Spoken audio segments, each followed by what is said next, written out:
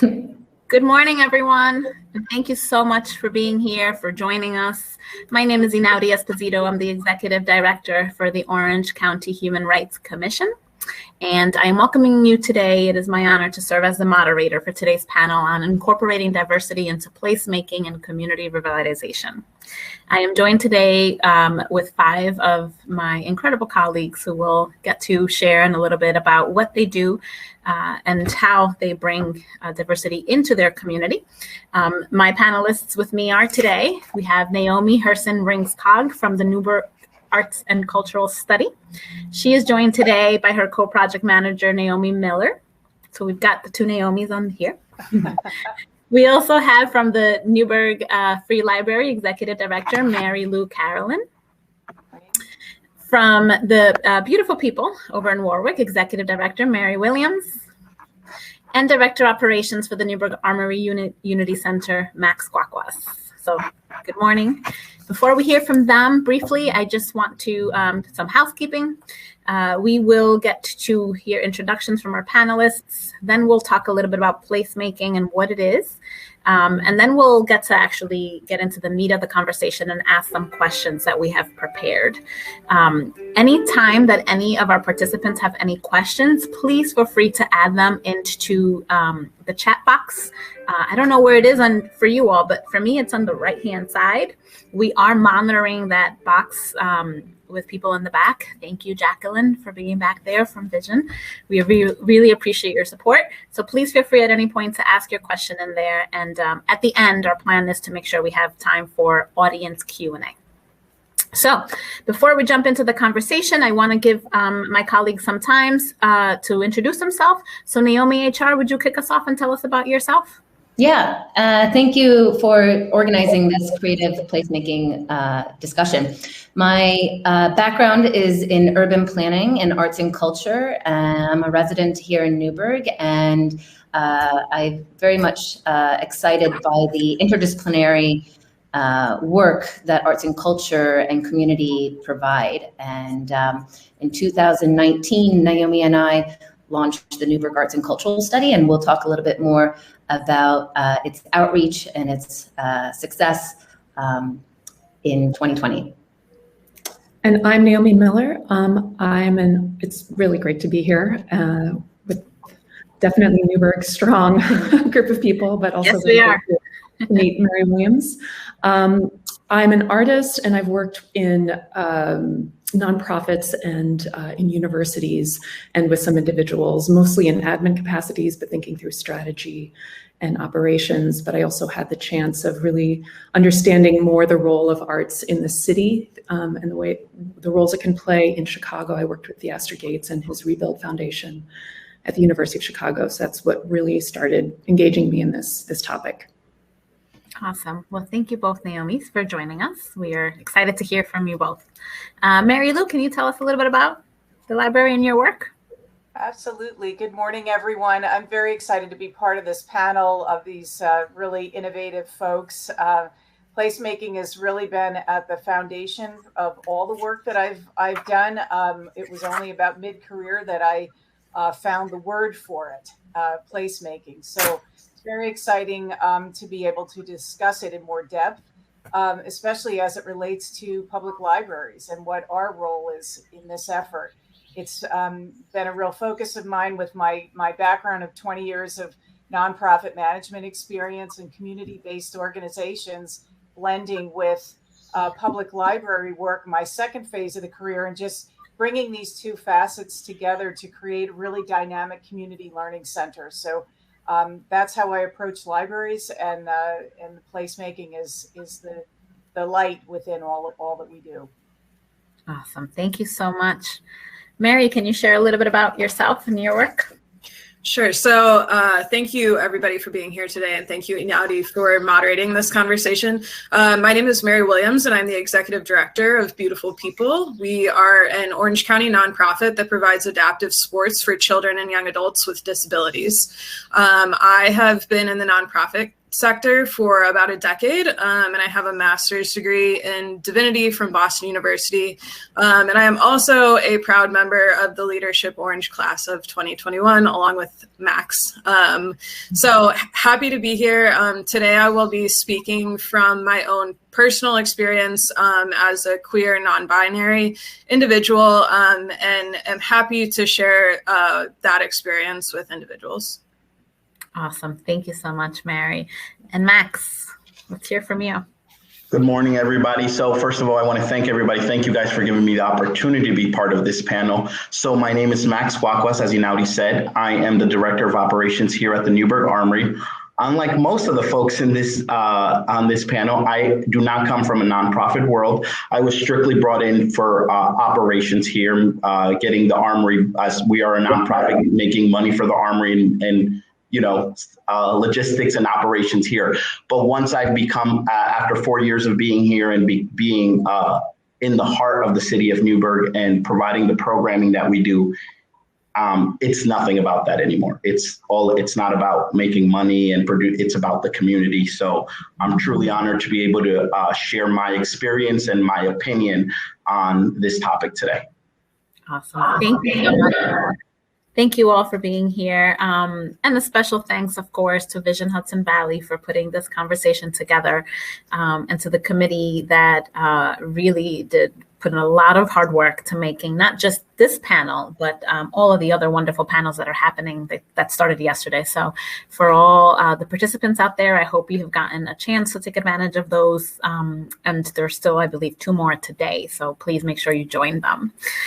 So let's start talking about placemaking. So placemaking strengthens the connection between people and the places that they share, right? It's a hands-on approach for improving a neighborhood, a community, a city, or even a region. It inspires people to collectively reimagine and reinvent public spaces as the heart of every community, right? And from what we know, our communities are made up of diverse groups, right? Whether it's different cultures, race, religion, different classes, gender, sexual orientations, age, abilities. Yet typically, many of these groups, as we all know here on this call, are underrepresented both in the visioning and in the decision-making process. This panel is intended to be a discussion of how to expand the reach to the entire community. How do we make sure we include diverse voices and hear new voices and input from all users and all groups about how to revitalize our communities when we create public spaces. With diverse community-based participation at its center, the placemaking process can capitalize on the entire community's assets, inspiration, and potential to result in the creation of quality public spaces that can ultimately contribute to people's health, happiness, and well-being. So that's the goal, really, and the foundation of our conversation. So let's jump right in and start talking about outreach. So extensive and ongoing community participation is critical to the success of a multicultural place, right? But we know that outreach requires more than simply advertising, workshops and meetings. It's a more proactive and context-specific strategy that we have to learn how to develop to make sure that we get input from everyone in the community, especially those underserved communities that we have talked about, the ones that are historically left out. So my first question to all of the panelists is, what suggestions do you all have for making sure that placemaking efforts reach all marginalized communities, right? Including the ones we've mentioned, and especially including the voices that even in the underserved population, sometimes we don't hear from, including the physically and visually impaired or hearing challenged. So any suggestions that the panels can have?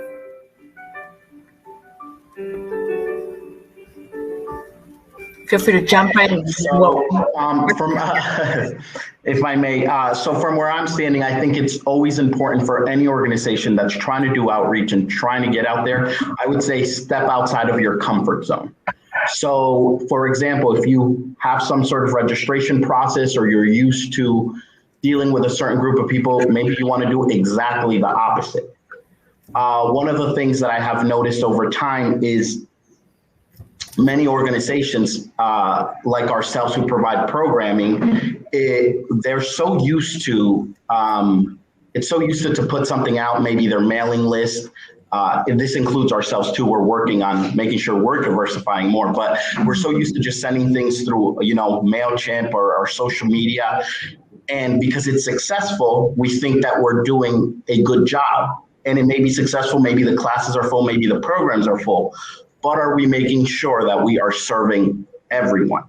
And so this comes, for example, for me as we have executive director, Nancy, and then we have myself who's in charge of the facility. One of the things that we have been working towards for the last couple of years is because we are in such an old building, we are not handicap accessible. So they have to go to the side doors instead of coming through the front doors. We don't have a way currently to get someone who cannot walk into the basement classrooms. They have to go outside to the ramp and be gone down. So we got a grant and we're going to be putting an elevator in. But I have to say that as the director of the facility, it was important that I kept remembering that is what we have to work towards, because we only have 2 people who come here who are in wheelchairs, but the facility is not as accessible as everyone else. And going back to what I originally said, for our communities, it's important that you're reaching out to different organizations, maybe an organization that maybe you just heard of, that they're a tiny organization or a church or a group. It's important you reach out to these groups and organizations and not just, when we closed, we had 650 kids attending our programs when we closed before COVID. That's pretty successful. But when we opened up, we had a conversation with the leadership here of where we wanted to go and that we weren't going to be the same. No one's the same after COVID, but that also includes bringing new people in and making sure that everybody has equal opportunity to the programming that we offer. Absolutely. Thank you, Max. So I hear you saying, kind of going outside of your comfort zone, right? Even if you're doing something right that's working, how can we do better?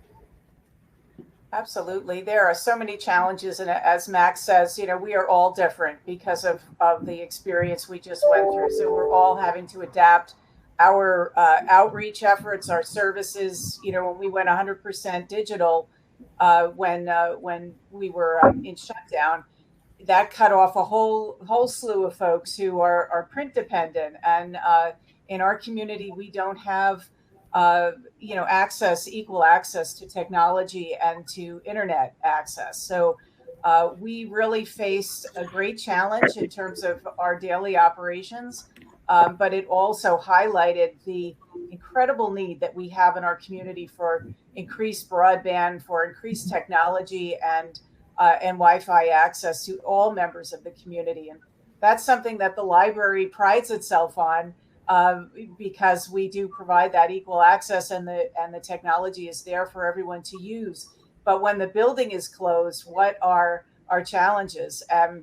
So we are also, as the Armory is revisiting how we provide services should situations like this occur again, but then also, just in general, thinking outside the building is a term that I like to use. We are very building centric.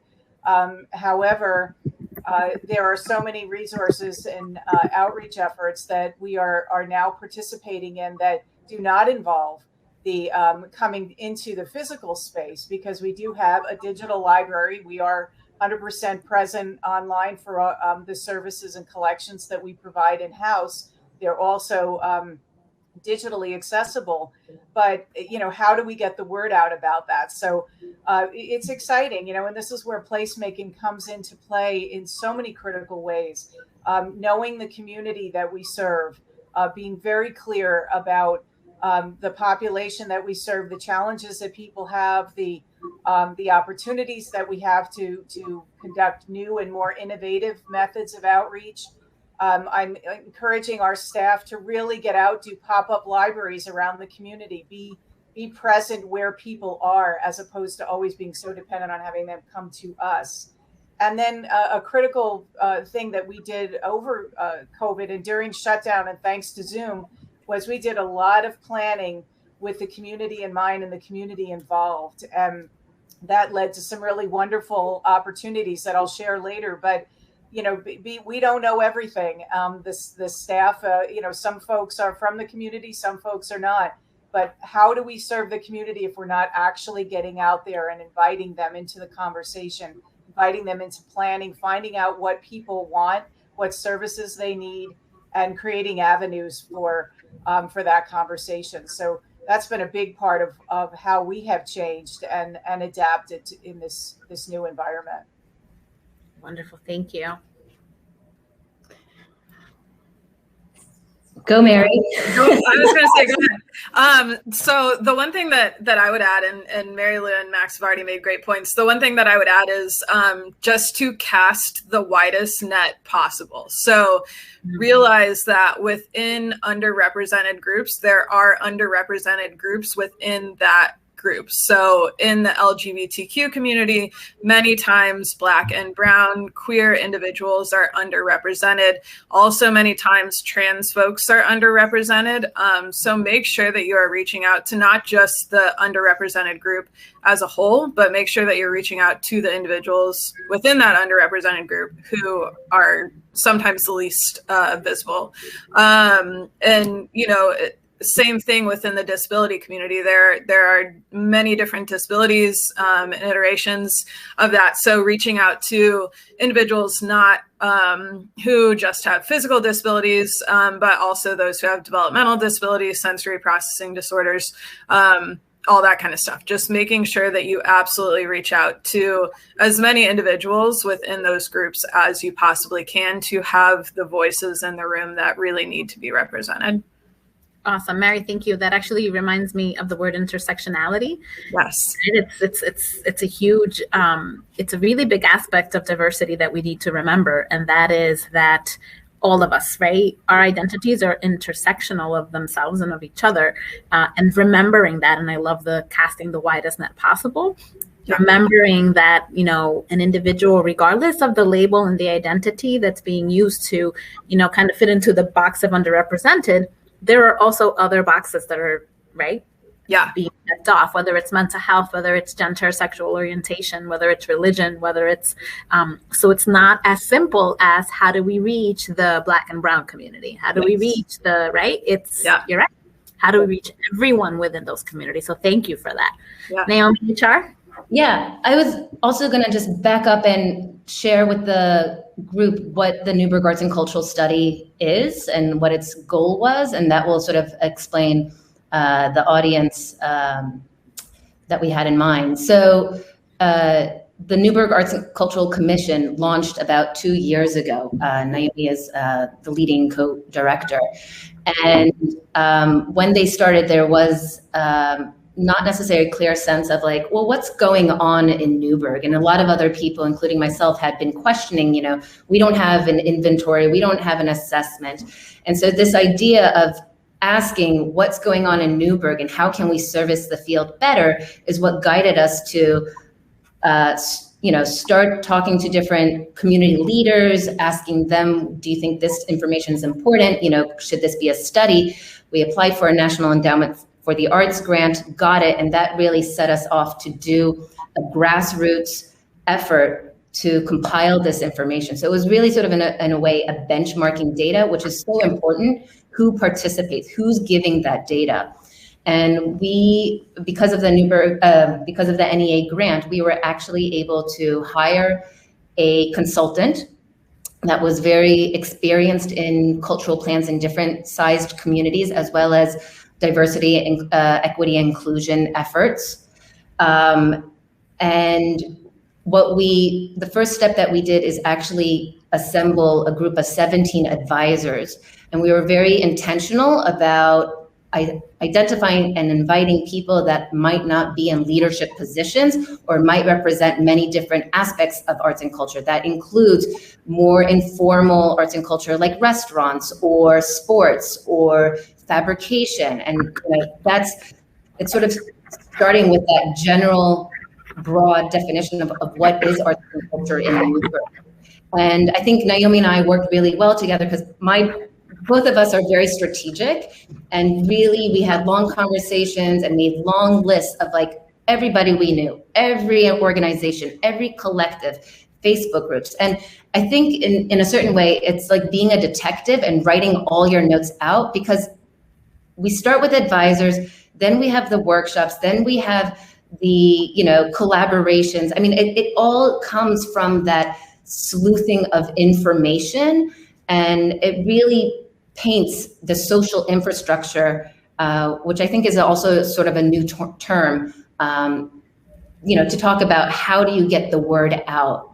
So to Max's point, always revisiting your core list, but always replenishing it and trying, I like what you said, trying to do it differently. What do you think?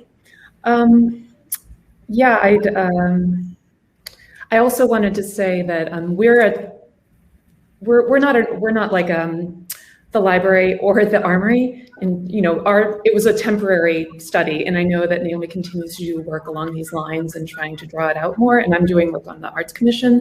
So it wasn't necessarily that we were representing an organization, it was more of like a project.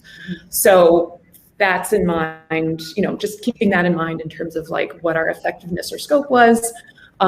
We definitely wanted as many people to participate as possible, and we weren't quite sure what was a realistic expectation, and the consultant firm helped us sort of set that a little bit more. But if Newburgh is formally around 28,000, and then maybe there's another 5,000 who are not counted, or even more, what's a realistic expectation, not only of getting people's attention and participating and giving us feedback and telling us about their practices around arts and culture and what their interests are, but it's also who actually is realistically going to respond to that. So that was definitely a process of discovery and learning, and also mapping out, as Naomi said, understanding what the community is, who is in the community, and one additional thought is this idea of inclusion, which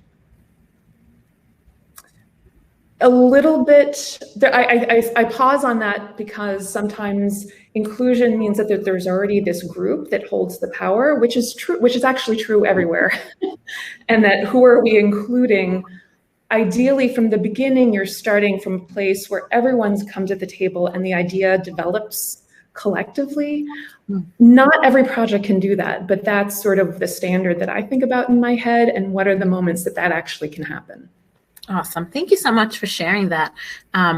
What I hear you all saying is that even before we get to the outreach, right? Even before we talk about how do we reach the community that we're looking to reach, we need to talk about how do we even know our audience, right? Mary Lou, I heard you say things like, the people you work with, some of them are from the community, some are not, right? So it's kind of like, how do we make sure that, to the Naomi's point, do we create a table that has everybody included so that then we can reach out to the community, and understanding, and again, I think to everyone's point is how do we adapt, right? Mary, I heard you saying adapt, so that we can make sure we meet the needs that, by the way, are also ever changing of our communities. So thank you all so much for sharing in that expertise. I want to move on to the point of education. Public spaces can be programs with educational and cultural activities that celebrate, right, and honor diverse cultures. Programs that offer educational experiences related to the history of the environment of a particular place have been shown to be effective in bringing people together. So I want to hear from some of you who have had experience in this and can maybe share some of your examples. In what ways have you been involved in or have seen firsthand educational and cultural activities that have been successful in bringing people together to learn about other cultures and communities? Naomi, I see Naomi HR. I see your. I'm smiling at Mary Lou because I think that her recent project really hits the nail. I agree, actually. I was waiting for the public arts section, but I think it's relevant in both sides. Mary Lou, do you want to share? Because absolutely. I was kind of chopping at the bit, but it's sort of like the dating game here. Like who's going to speak first? So, but absolutely, Harriet Tubman. That's all I can say. She's absolute personal inspiration of mine, historic American icon, but came across a beautiful sculpture that was being created of her and had a vision that she would be in front of the library. And, long story short, contacted the sculptor, grabbed a group of people together from our community that thought, yeah, this would be a great idea. And then we just started plugging away on how are we going to bring this sculpture here. We had no money. We had no place to put her. The place I wanted to put her, there was another sculpture in its way. It was like a series of obstacles that we were coming, and then COVID hit. And the group refused to stop. We just kept meeting. It was almost like no obstacle was getting in the way. And then there was this whole discussion on public statues. And then we had all of our social unrest and, and the whole topic of racial injustice came into our purview with this project. And it was just like this kismet. Everything was kind of feeding into, and I swear it was Harriet driving this because of her inspiration that her coming here to visit in front of the library, to visit the city of Newburgh, was actually sparking all of these conversations. And so our Harriet Tubman Planning Committee, which was created of 20 people, it started out as a handful, but more great talent came on board. And that's a big factor of this, was the word of mouth. And, as people start to converse, then other people start to come into people's mind that this person needs to be in this conversation. This person needs to be in this conversation. And so the group grew organically and intentionally to make sure that we were being inclusive of our entire community, that we were asking the right questions, that we were making plans that were based on the needs and interests of all members of the community, and that we were touching on some of these incredible social justice issues that were happening and unfolding as the planning for her visit to the city was unfolding. So it was important to not only include that, because I think that really adds so much value to projects that we're working on, is how are we as the city of Newburgh being receptive to and not ignoring, bringing into the discussion of whatever projects we're working on, and having that be a community conversation. And that ended up being one of the programs that came out of bringing the sculpture here and getting a Humanities New York grant, being able to provide a documentary of the importance of public art, representative public art in our community, was this concept of bridge talks. And we were going to do this for a short period of time, but now we realize, as part of the planning committee, that we're going to keep these critical conversations happening the last Monday of every month, because people want them. Our initial desire was we're going to do this for 6 months and the funding will run out and we won't do it anymore. But the community is telling us, no, we want to have these conversations. People are bringing up issues about public murals and educational issues and tenants' rights and homelessness. And so we're feeding into this series now that is actually being driven from the community. It's being hosted by the library. But to me, a successful outreach program is when you plant that seed, but the community waters it. And that's how it grows.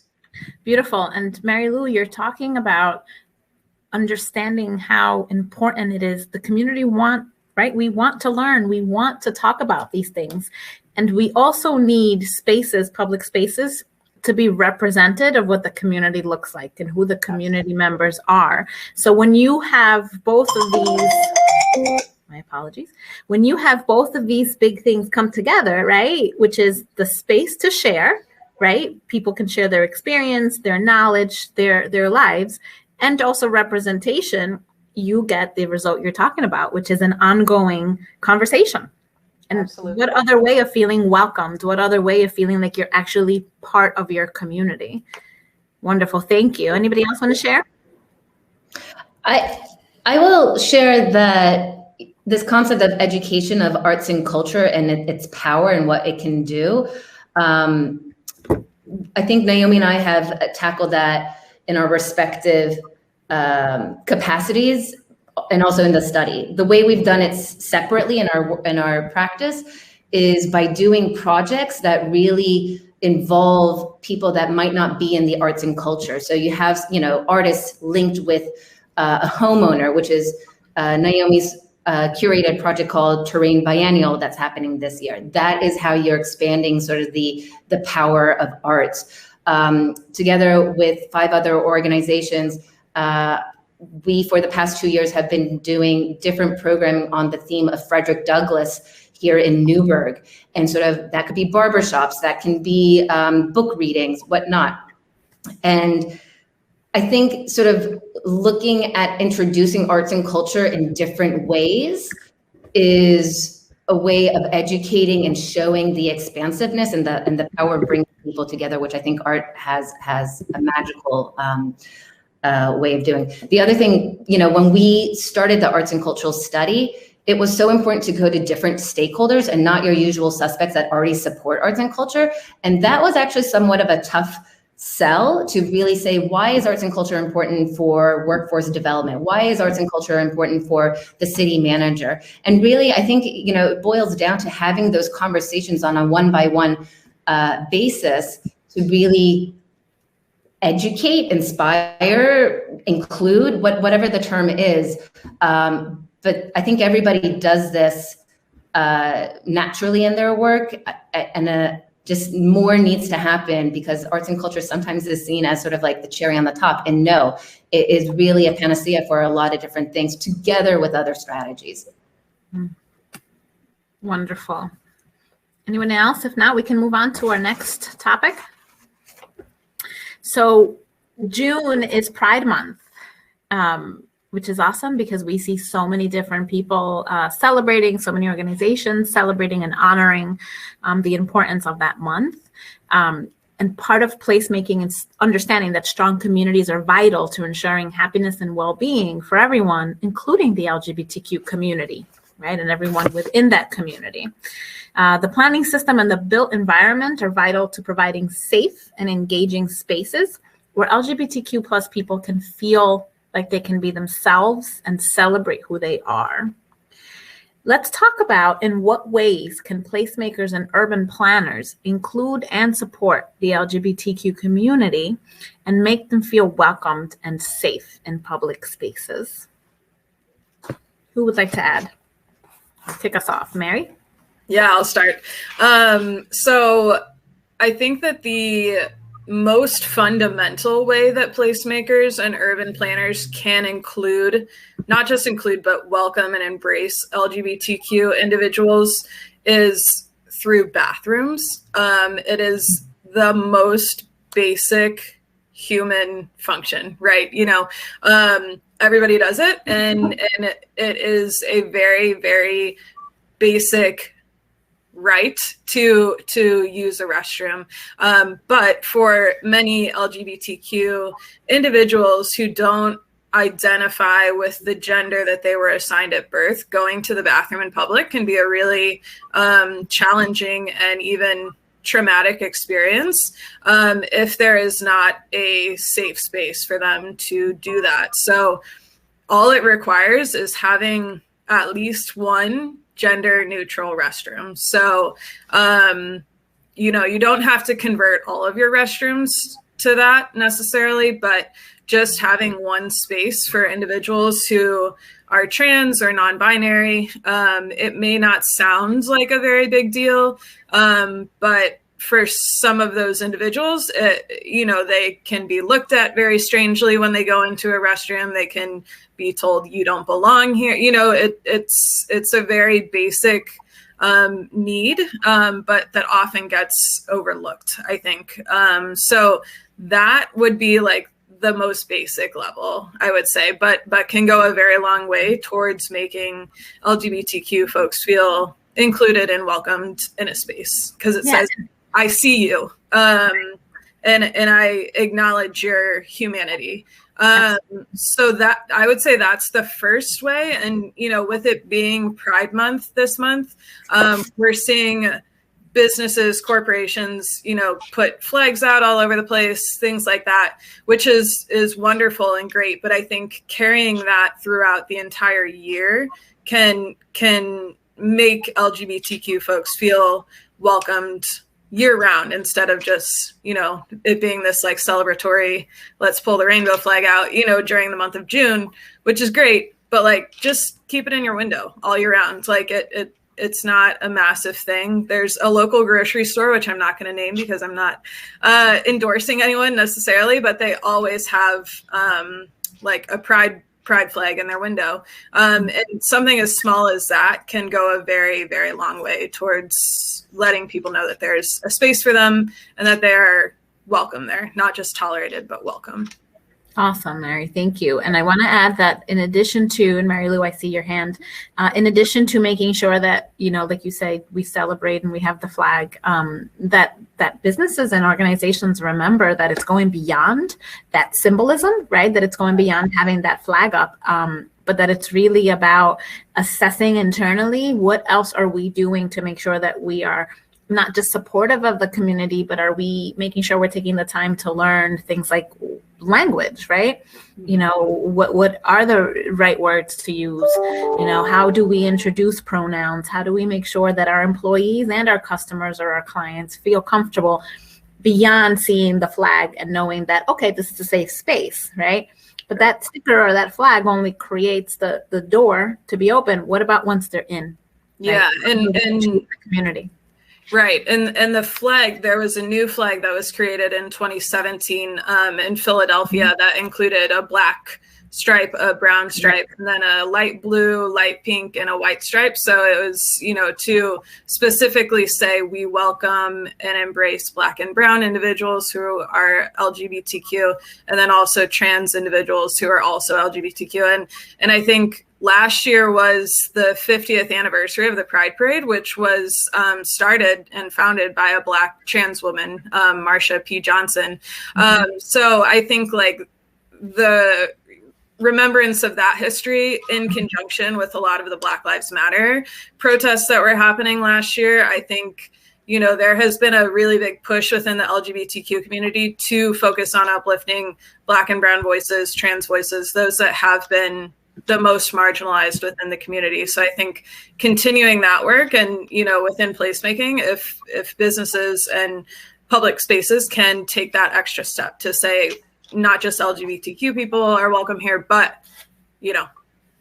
Absolutely. Thank you. I just real quick, there's an excellent documentary on Netflix about Marsha that really gives a lot of awesome background on the history and how it started, but also her life. And the tragic way it ended. So thank you. Mary Lou? Absolutely. And to piggyback on a lot of what Mary was saying, the importance of really making these shifts and these intentional shifts, not only in how we operate on a day-to-day basis, but how our spaces are perceived and how our staff is trained and sensitive to the issues and needs of the community. That's been sort of the package that we've been working on this past year as we've had some time to really consider that. Libraries are very traditional and conventional in so many ways.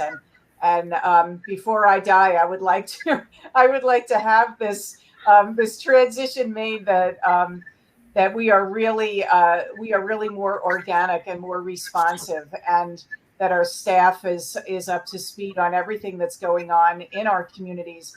And that when you walk into our place, do you feel that comfort that you refer to, Mary? Is it clear that this space is welcoming, and not just in June, or not just in February, or not just in March, but it is something that we incorporate into our schematic of how the library is designed, what's on the walls, what our displays reflect, what our programming reflects, and what our collections reflect, and that it is not just designed for the celebratory months. I mean, that's a great way to showcase it, but the reflection of our community should be ongoing, should be every day. I don't know when people are walking in, but I sure don't want people to come into our space and in March and not feel that that it is LGBTQ supportive, because, you know, we're waiting for June. You know, I mean, it is a societal change, and it is something that I really have tried very hard with our staff to be sensitive and understanding and educated about, and then also, you know, have our programming collections and services reflective all year long. Awesome. Thank you so much. I want to move on to talking a little bit about sensory processing disorders. With the rising understanding and awareness around the importance of considering the needs of people on the spectrum or with mental health needs or other developmental disorders, we want to make sure that we remember how important it is to think of how can we accommodate for those needs. Right? We've seen everything from movie theaters offering times, and this was pre-COVID, right? Offering times where, you know, the lights were on, the sound was low, shopping experiences where similarly, you know, providing special time slots for people with sensitivities to come in and enjoy, right, the different places, whether it's shopping or even different entertainment places. But I want to ask you all, you know, within your setting, what kind of things have you seen, accommodations, have you seen or experienced firsthand that take into consideration people with developmental disorders or mental health issues that may not typically be thought of when considering and planning a public space or a public event? Does anybody have any firsthand? Max? Thank you. So I have a nephew who is graduating today, actually. He is graduating high school today, and he's autistic. And the way it has affected him is in his social skills. He doesn't make friends easily. He doesn't look at people in the eye. Academically, he's been very successful since the first grade. But with this being in mind, when I started working here, I had asked Diana, who does the registration here, I said, so what do you guys do with kids, whether they have Down syndrome, Tourette's, whether they're autistic on different spectrums, of course. I said, what do you guys do? And she said, we don't do anything. We put them into the class. And I was obviously, as we all know, we all went to school here, and in elementary, they automatically separate the kids, whether it's they have a learning disability or they're autistic or they have Down syndrome, any of those disabilities. And I didn't understand it at first because I don't come from education. I just didn't understand it. But it was such an organic way when you got to see it that a child, not only do we mix grades here and kids of all ages and stuff, but no kid is put into a special learning class and the reason why I started with my nephew is because I remember when he was diagnosed, he was in the 3rd grade, and my sister was really having a difficult time with his teachers. And I remember that when he was having they were having a difficult time understanding him because they weren't educated on. And one of the things that my nephew said to my sister was, I just don't want to be treated any differently.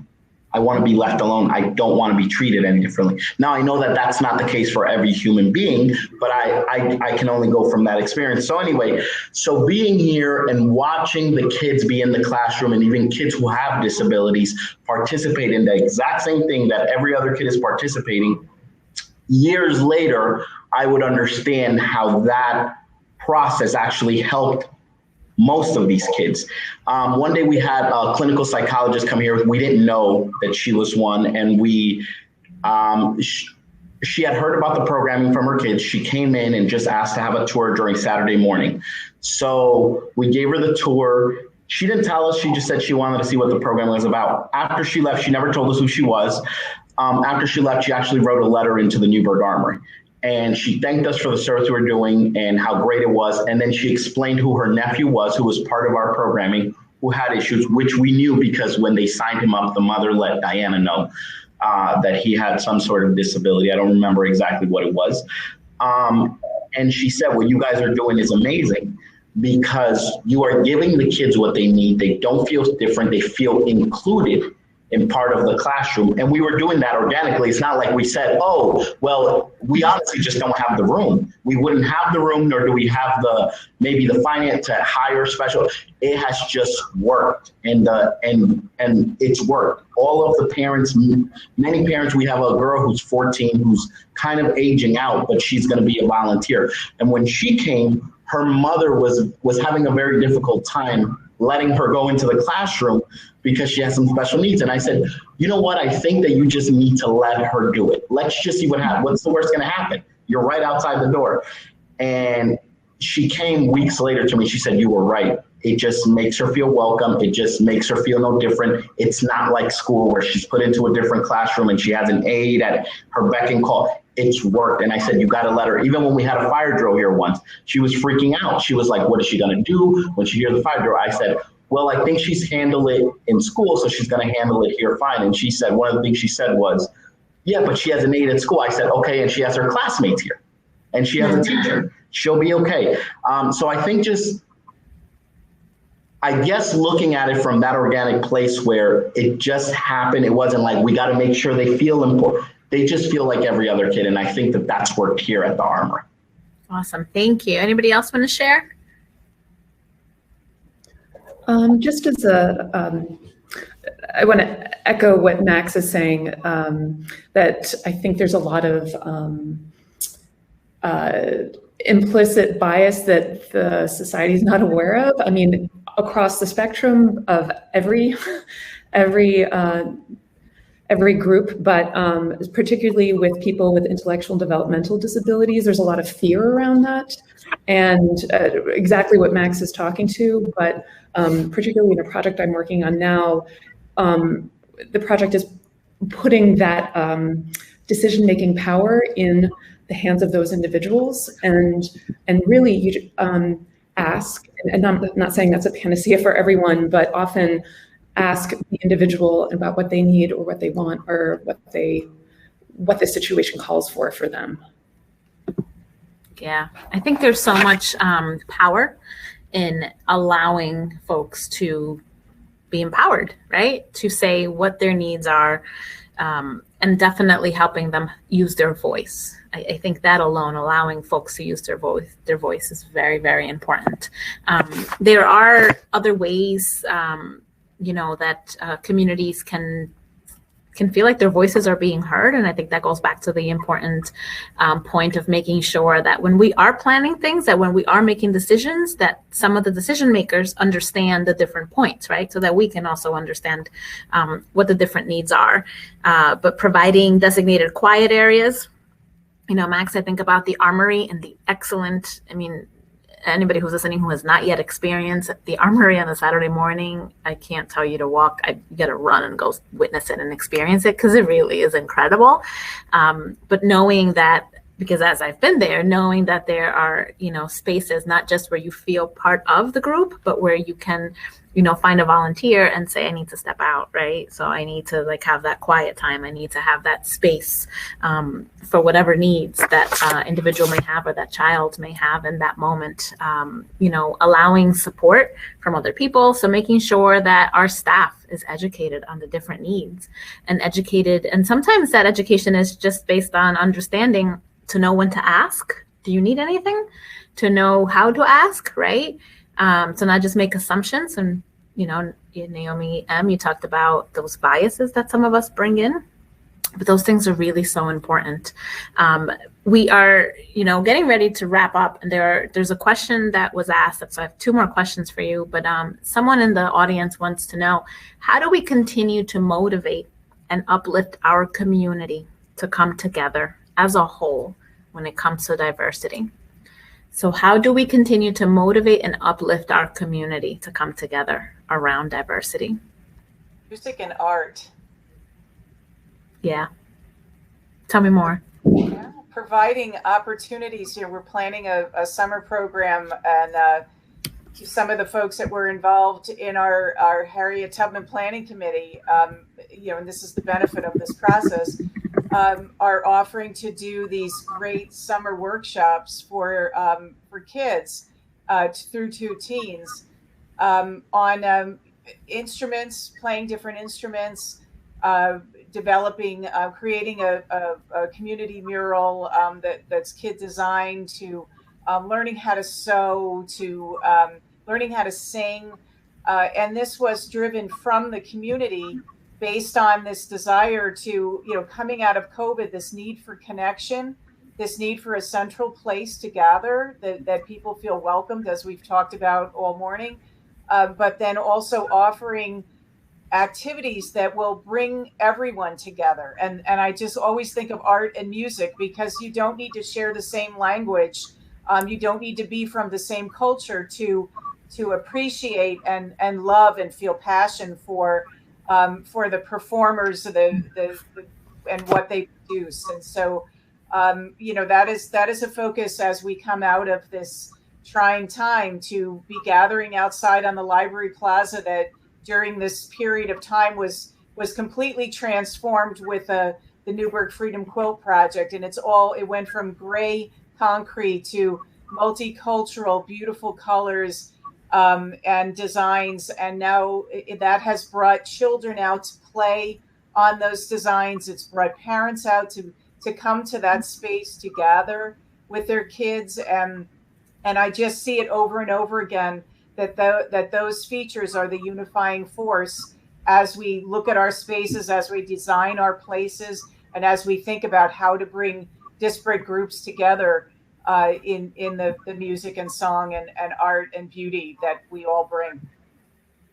Wonderful. Thank you. So I hear you say engage, Mary Lou. Engage, engage, engage. And that can look in so many different ways, right? Depending on your organization, your community, depending on your role in your community. Mary, through Beautiful People, engages her community through sports, right? Mary Lou through art, and Naomi through art, and Max through education and enrichment. So it's really figuring out, how do we engage our community? So thank you. We have another question, and I just want to remind participants that we are winding down to our last few minutes. So if you have any questions, now is the time to put it in the chat.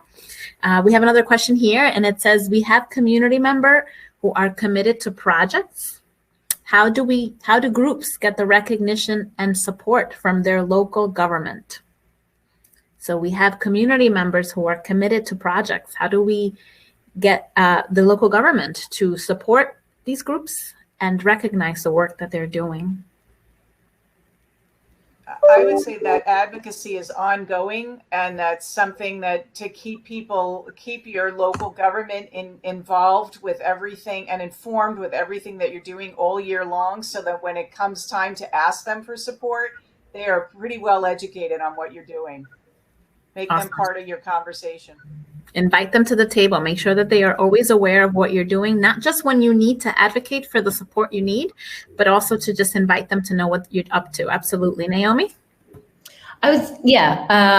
Informing them, introducing yourself. I think that's a very basic step. This is the elected official, so their emails should be on, or just call the clerk's office to get. But the other opportunity is actually presenting at City Council, which we did both when we got the award, before we started, but also when the project was sort of winding down. And that sort of is two birds with one stone in terms of informing the council and the administration, but also the public, and going down on record. And the other thing that we did is, when we're applying for grants, we asked for a letter of support, and that really started the conversation of what is this about, and then hearing, sort of their views on the topic, as well as presenting the idea of, can you help get the word out to your constituents? So also making them part of the process. And also looking for ways that you can be involved yourself. I'd never been part of a quasi-governmental organization before, and getting involved in the Arts Commission has been a really interesting experience. So it's either, talking at city council meetings, emailing, or stepping up and seeing how you can be of service and influence things for everyone's benefit. Absolutely. And I think it's also important for us to remember that our local elected officials are human, they're people, And so many of them are on social media, and just like us, they don't know everything, right? So sometimes it's remembering that they don't know, and what they don't know, they just don't know. So if we can find the time to advocate for our cause and for the things that we need, it would help them to have that education and to know. So just honestly inviting them to the table and to these conversations is sometimes the easiest thing we can step into. Mary Lou? And don't wait to be asked, because if they don't know what you do, or they're not familiar, or they're uncomfortable, or whatever the reason, or they're just too busy, make it so that they wonder why you're sitting at the table. I can't tell you how many times people wonder, why is the librarian here? And then that's your opportunity. That's such a really great point. We have one more question now that we have a few minutes left.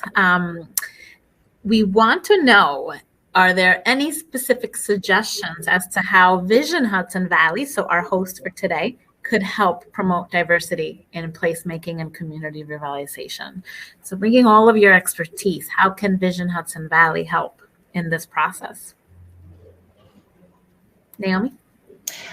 I think one thing that you guys have done, and hopefully will continue to do, is fund awards that promote those types of projects, sort of excellence in design and execution. And because that motivates people and also brings attention. And I think it has a ripple effect or a multiplier effect in terms of spawning new collaborations, new partnerships, new ideas. I think, it's investment. And of course, continuing to have these conversations and also making connections. I think you guys are, potential, connectors, not just within Newburgh and Orange County, but potentially also the region. I think that's also important to the last question, not just your local elected officials. Let's reach beyond our city boundaries, the county, the state.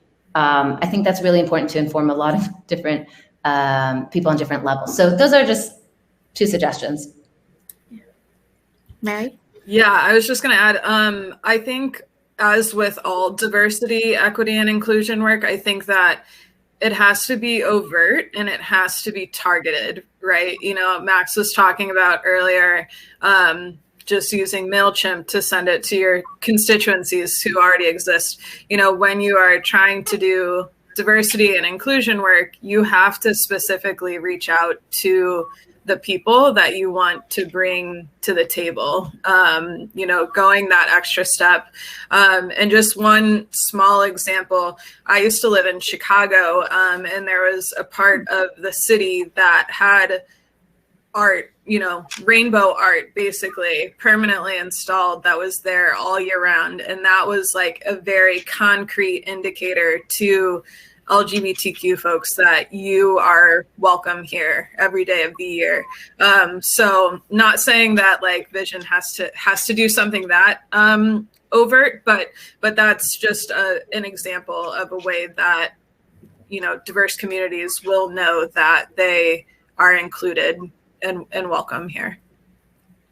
Thank you, Mary. And I can add that just making sure that you're thoughtful of these conversations, right? So you're having the conversations, which is excellent, but I can tell already in your planning, you were thoughtful to make sure that in all aspects, different groups are being represented. And it won't always be perfect. We won't always have representation from every group, because that's really difficult to do and impossible sometimes.